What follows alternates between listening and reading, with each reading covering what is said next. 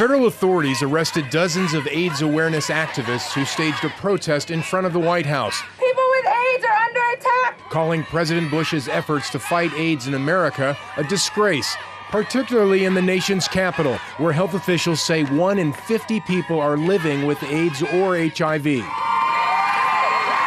On this, the 20th anniversary of World AIDS Day, the Washington, D.C. Department of Health has just released a sweeping report on the increasing number of HIV and AIDS cases here in the nation's capital, referring to the situation as a modern epidemic.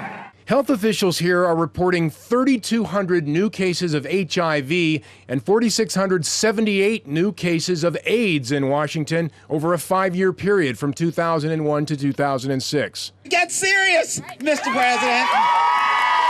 U.S. Congresswoman Eleanor Holmes Norton says many of those infected are drug addicts who got AIDS through needles used by other addicts with AIDS.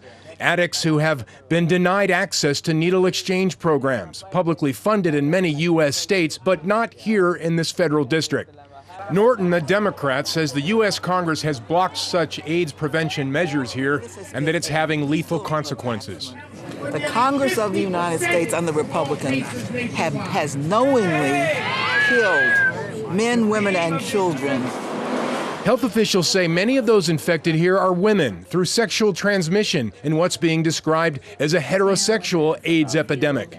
When you have a heterosexual epidemic, a lot of women are going to get infected, and that also means we have a higher risk for babies getting infected. So we need to pay attention to our women and our pregnant women. These protests in the U.S. come as President Bush is calling on Congress to increase funding for battling AIDS abroad. This May, I propose to double our nation's initial pledge to $30 billion over the next 5 years. Bush this morning had a big speech about international HIV/AIDS. Why isn't he looking in his own backyard? pills cost pennies, greed costs lives. In Bush's front yard, meanwhile, AIDS awareness activists arrested by police demanded the U.S. administration do more to help AIDS victims here in the nation's capital. Mike Kirsch, Al Jazeera, Washington.